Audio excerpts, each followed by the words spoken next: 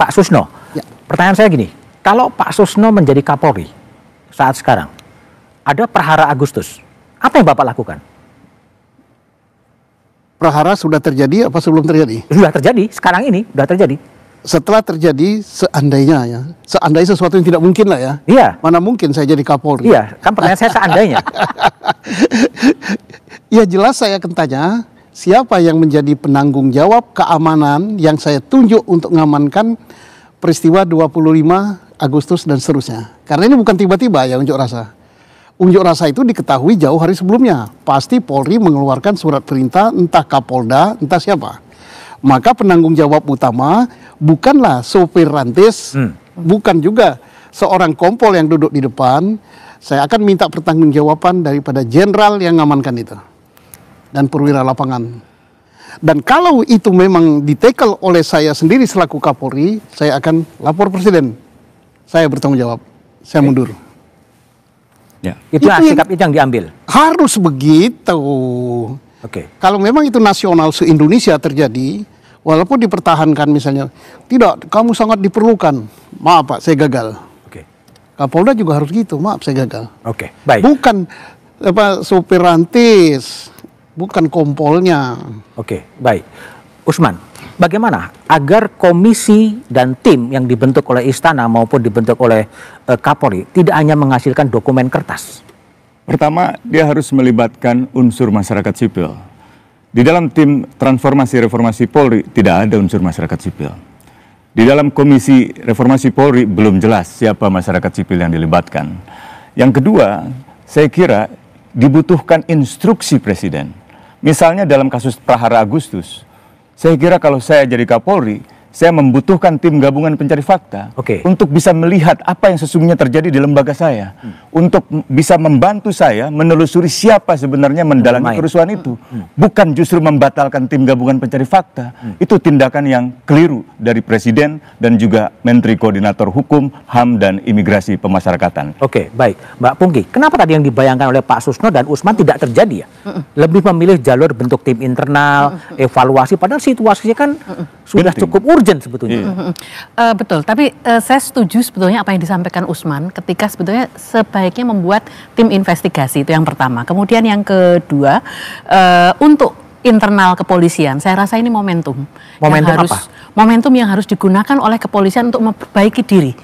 Karena suara masyarakat yang keberatan dengan tindakan-tindakan kekerasan berlebihan polisi misalnya, kemudian tindakan koruptif dan sebagainya. Saya rasa ini penting bagi polisi untuk mengevaluasi diri dan kemudian memperbaiki diri. Oke, baik. Pak Susno kembali. Dengan tim internal yang dibentuk oleh Kapolri, bisa nggak sih ini menjadi rebound? Polisi betul-betul menjadi memulihkan kepercayaan publik, semuanya menjadi serba beres, ibaratnya ketika Jonan mereformasi kepolisian. Itu kan clear bentuknya, konkret sebetulnya. Iya, ini akan menjadi pertanyaan. Kereta api, sorry, saya putuskan. Bagi internal dan bagi eksternal. Kalau internal katakan, apakah yang harus terlibat reformasi itu hanya berapa? 52 orang gitu ya? 52 orang. Tidak, yang harus reformasi itu seluruh. Mulai dari Kapolri sampai yang terbawah. Jangan sampai yang mereformasi itu hanya 52 orang ini. Nah sekarang, tadi sudah nyinggung PT KAI. Siapa yang harus memulai reformasi? Yaitu figur nomor 1, Kapolri. Kenapa? Kapolri punya panitia lengkap loh sampai ke bawah. Sampai ke Polsek. Komisinya itu. Kemudian Kapolri punya wewenang yang besar sekali. Dia bisa mengganti semua pejabat di Mabes Polri, Kapolda dan sebagainya. Dan Kapolri itu sifatnya komando. Seorang Kabariskim nggak mampu dia. Seorang Wakapolri nggak mampu. Tapi Kapolri yang mampu. Karena semua kewenangan numpuk di sini. Pak Susno, saya tanya dulu. 52 orang, Komjen, ada juga yang Komjen sampai kepada Brigjen dan ada perwira menengah. Ini termasuk orang-orang inner circle-nya di Kapolri? Iya kan, itu kan pembantu-pembantu Kapolri ya. Nah timbul pertanyaan, ketuanya dari Lemdiklat ya. Apakah nanti reformasi nanti menghasilkan naskah, menghasilkan kertas itu kemudian dibawa ke lembaga pendidikan, kemudian orang ini harus kayak di Magelang kan dulu Di Magelang kan. Dilatih gitu, baju doreng dan semuanya. Retret ya? Iya, tidak begitu. Yang dirubah itu adalah perilaku. Perilaku dalam penegakan hukum, perilaku dalam pengamanan, seperti pengamanan unjuk rasa dan sebagainya, perilaku dalam pelayanan, pelindungan, dan pengayoman. Oke.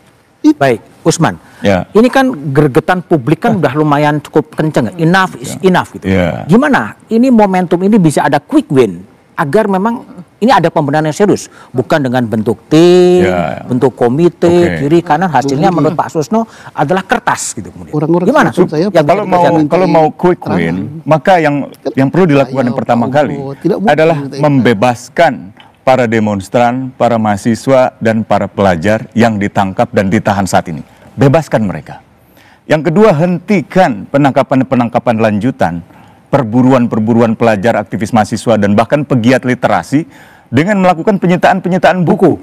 Ini seperti zaman Orde Baru. Zaman Orde Baru saja yang melakukan kejaksaan, bukan kepolisian. Jadi hentikan perburuan terhadap orang-orang yang dituduh sebagai anarko. Anarko itu adalah orang-orang yang menganut paham anarkisme, paham yang percaya bahwa masyarakat bisa hidup tanpa negara.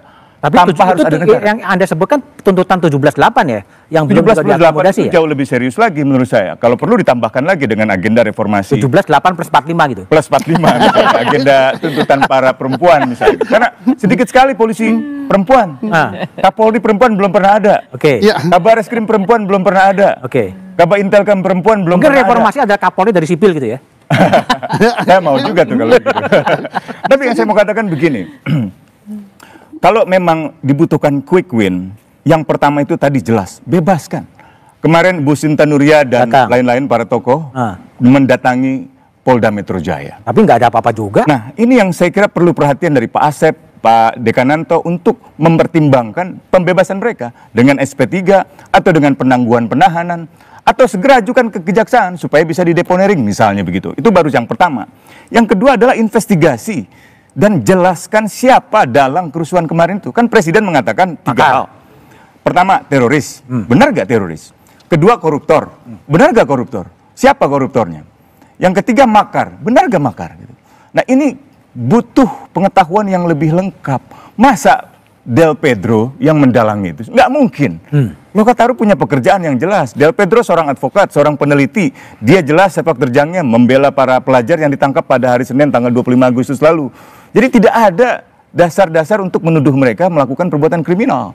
Apalagi proses hukum acaranya juga tidak terlalu dipenuhi oleh pihak kepolisian. Jadi itu yang harus dilakukan sekarang ini. Pekerjaan rumah dari komite dan tim adalah bukan hanya menghasilkan kertas, tetapi menghasilkan sebuah perubahan perilaku. Kita bahas setelah jeda berikut ini.